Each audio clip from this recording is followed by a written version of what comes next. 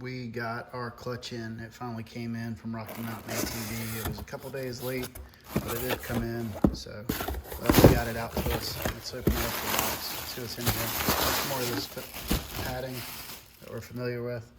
And then the Tusk Competition Clutch Kit. Comes with new clutch springs, cancer warning, the Prop 65 warning. So new clutch springs and a new clutch. Made in Taiwan, nice, not made in China, which is what I was told. So glad to see they're made in Taiwan. Does also have the warning label on the clutch kit as well as the springs. So I guess anything that touches oil, basically, they put that warning on. But we're gonna put them in a Ziploc bag and get them soaking so that we can put them in the bike tomorrow. Take the clutch cover off, throw that in there, and hopefully get this beast running good.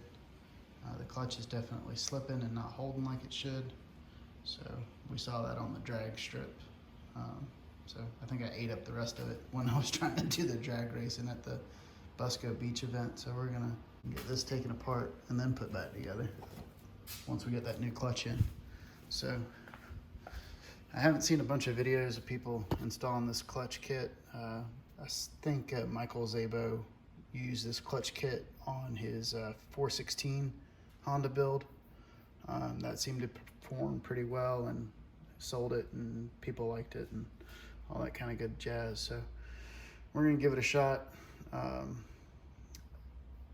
We'll run it for at least a year, 6 months, and if we don't like it, we'll put something else in. But we're gonna give it a test out and give it a review and tell everybody what we think. So if you think that this is a good clutch, let me know in the comments below. If you don't think it's a good clutch, let me know in the comments below. I've been really happy with the Tusk parts that I've bought in the past, the crank puller and the case splitter and stuff like that. Talked to a couple people that have put these in the Raptor 700 and they liked them. Szabo said that in that video they seem to work good for that 400EX. He didn't keep it very long, so, but looking forward to giving it a shot, and we'll see how it goes. All right, so I don't know if this is the popular option, but I have to soak my clutch kit in oil before I install it. So since I'm gonna put fresh oil in the motorcycle or in the four-wheeler, I just went ahead and drained the old oil and put it in this Rubbermaid. And I'm gonna put the clutch plates down in the older oil since they gotta soak. So here are the fiber pads for the clutch kit. And basically we just need to drop them down in this oil and let them soak overnight.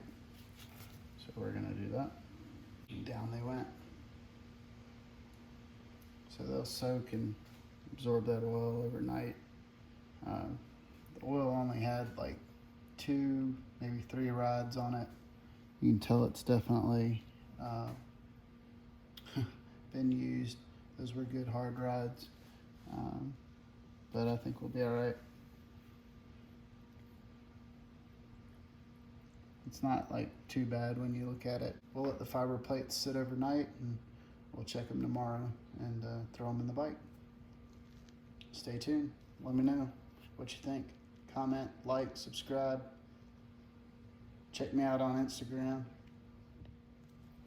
Big thank you and big shout out to all my new subscribers, all my existing subscribers that keep coming back to watch my videos.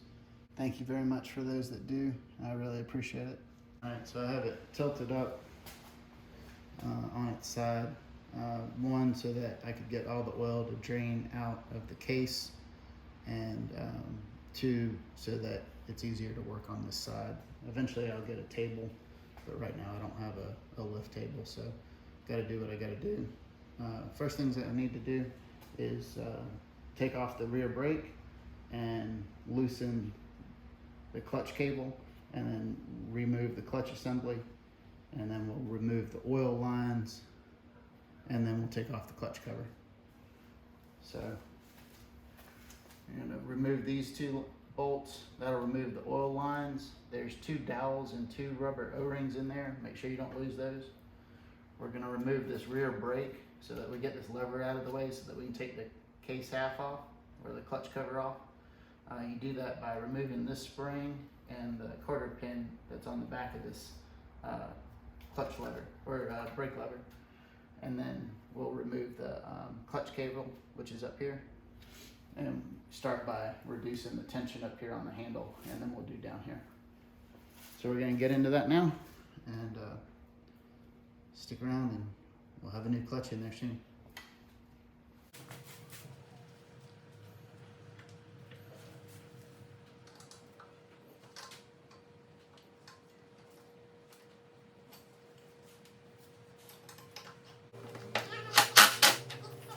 All right, so we got our brake lever off.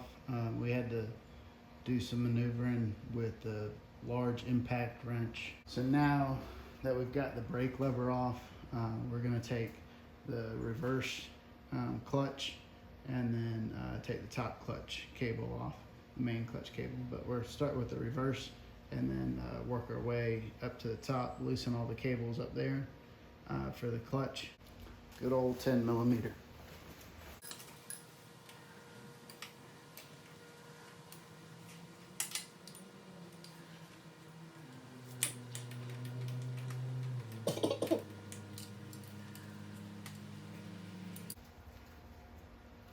A 10mm socket.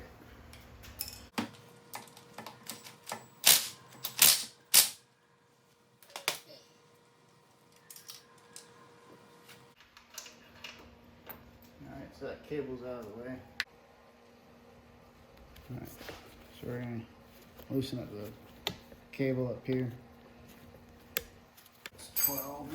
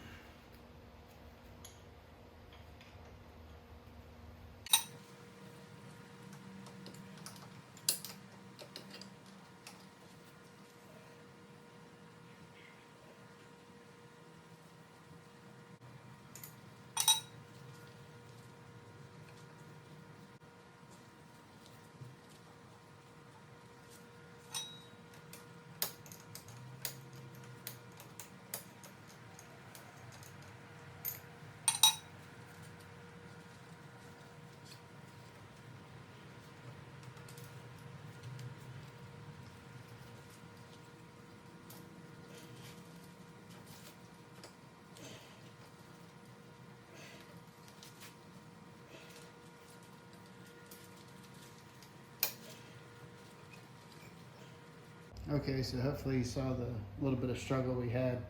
Just everything's a little dirty and dusty and rusty. Not really rusty, but just dirty. I should have cleaned it a little bit better before I got in here. I'm going to clean it up a little bit more. But we've got the 2 clutch cables removed, and next thing to do is the supply and return from the oil tank.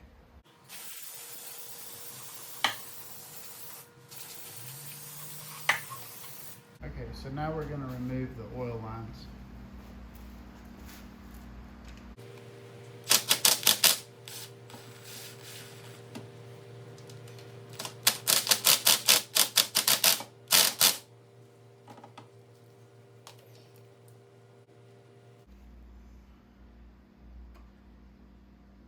Remove this one.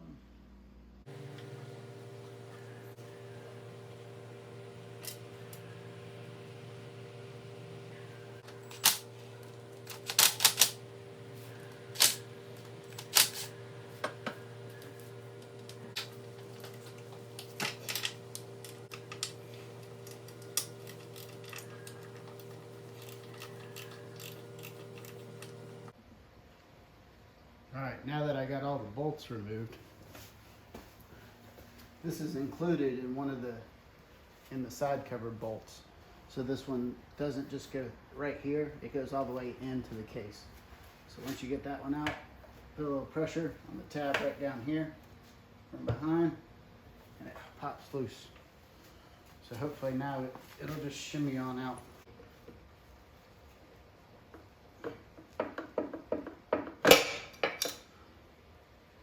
All right, and she is free. Well, all that work, and there we are to the clutch. Looks like I'm gonna have some gasket material to remove. That's always a lot of fun. Not really. All right, so now for the good stuff. So now that we've got the clutch basket exposed, we're gonna take these 5 bolts out in a crisscross pattern under even temp, and try to keep them under even tension because there's a spring behind there, and we don't want it to get twisted.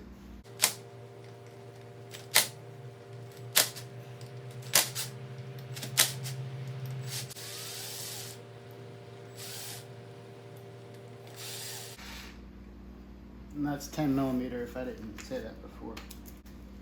So that's the 5 springs. The kit that we bought came with new springs, but we're gonna reuse the same bolts again.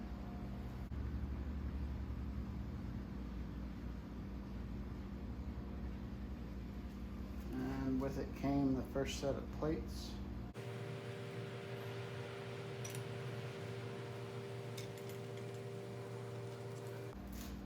These inner ones look like they've gotten really hot.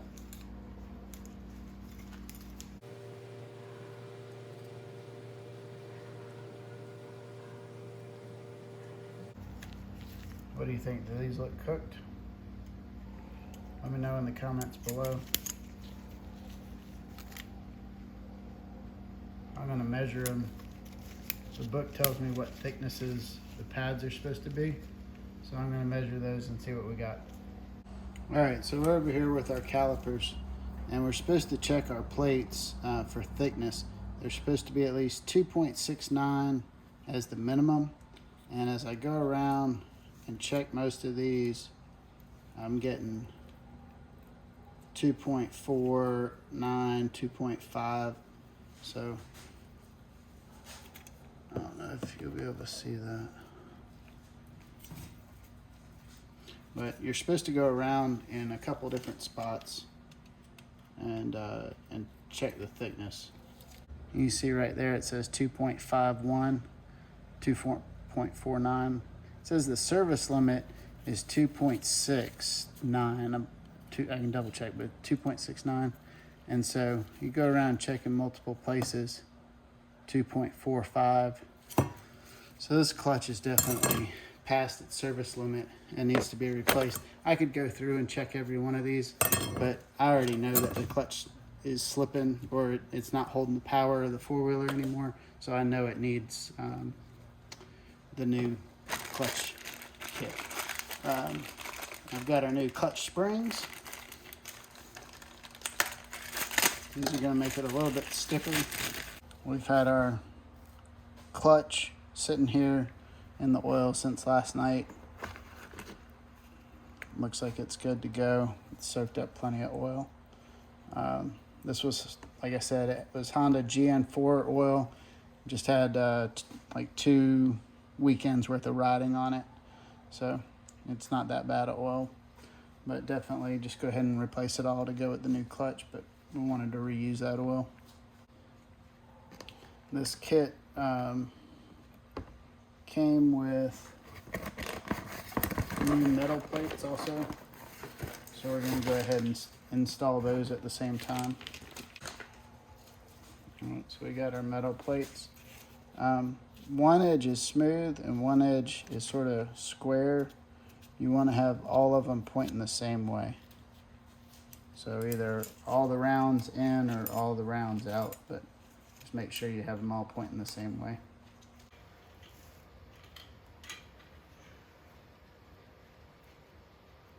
I'm doing smooth side in, rough side out.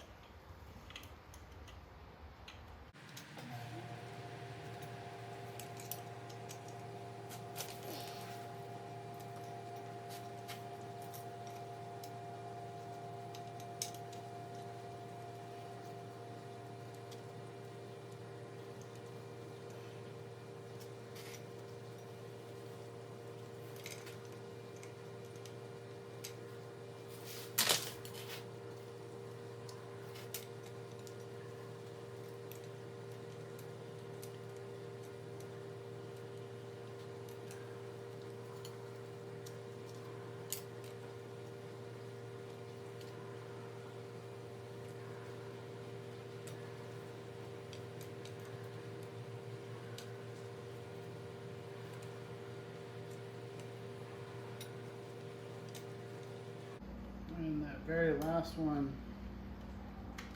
is offset.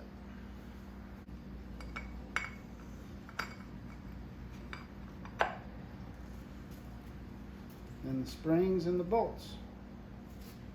Before we do that, I'm just going to pull out this oil screen down here. I believe it's a 10 millimeter, and just inspect it, make sure the screen's good. It might need a little bit of cleaning, so.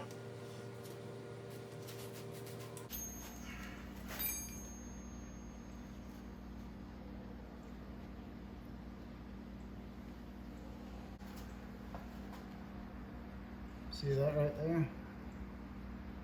That's why you check your screen. All that nasty trash in the bottom of the engine. Hit it with some solvent cleaner. Cleaned it all up.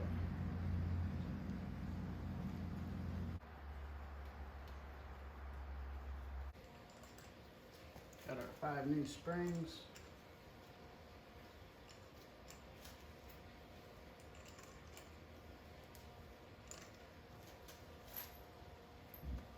And then we're reusing the 5 bolts that we had before.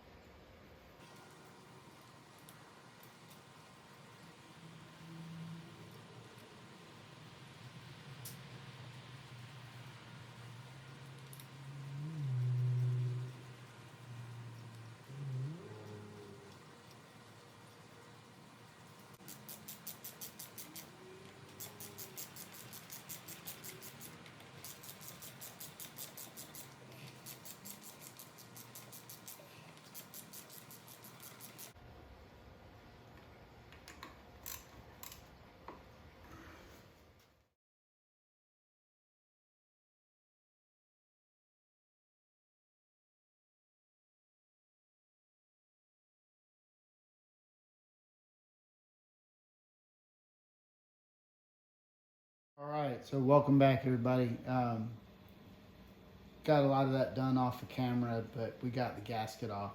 That thing took a lot of effort and time to get all of it off. I think ultimately this might have been the best thing I used to take it off, or at least get the bulk of the paper gasket off, because it didn't leave any residue other than the paper.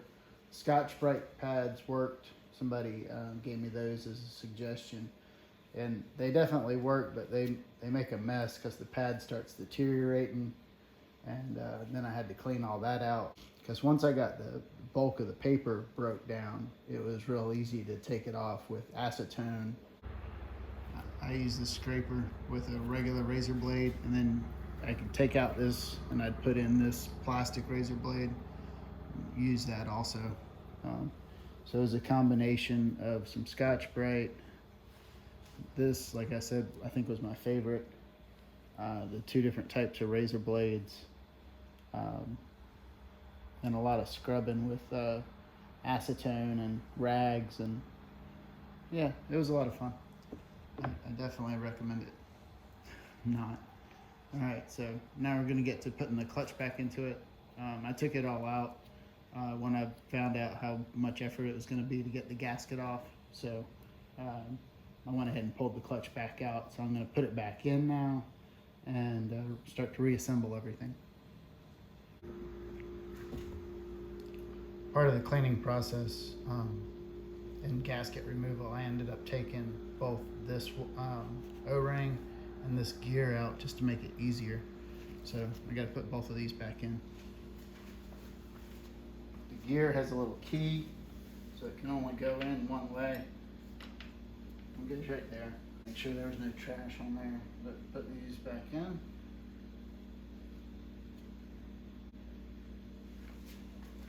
I have my clutch sitting over here in a bag.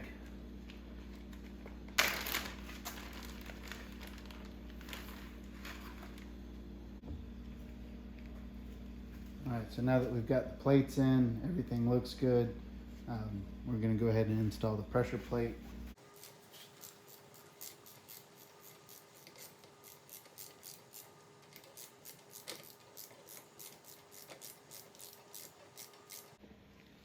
All right, so I have our dowel pins. We're going to go ahead and install those. One's going to go right here. And the other one's gonna go right here. Now it's time for the gasket. All right, so we have our gasket right here. Ignition cover gasket TRX 400EX for 05 through 08 and 09 through 14. And this is a Pro X gasket. I don't know if that's the part number right there, 816167 Pro. But got this from Rocky Mountain ATV. I bought it, they didn't send it to me.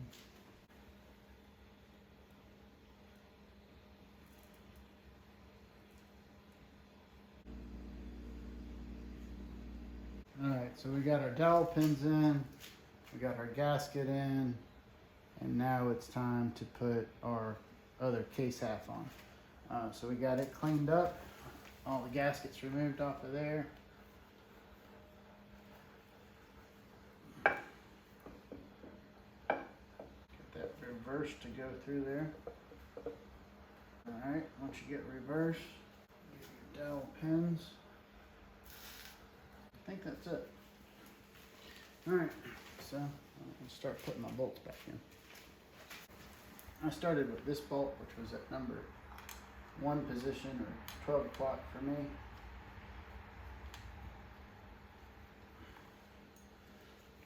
Followed by these two.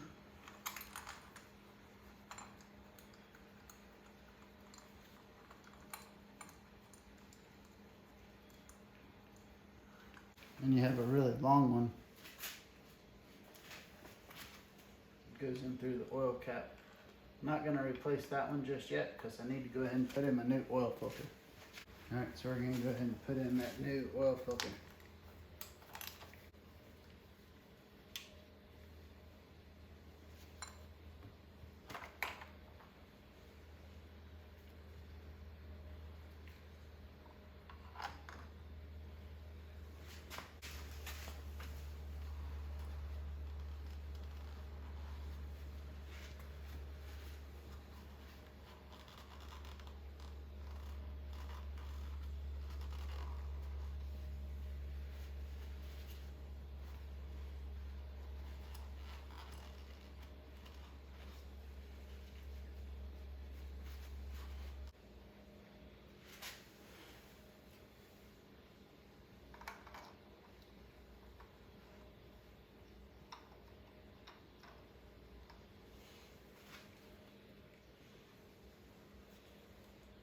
Inspector gasket. Looks good to go. Go ahead and put that back in there.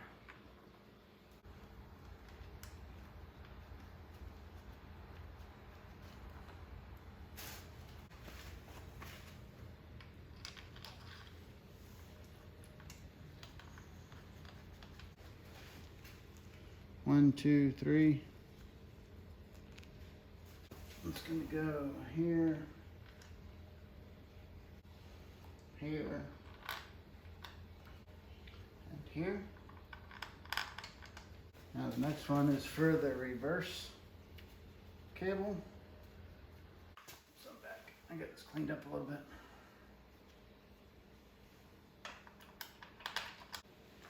And 2 more short ones.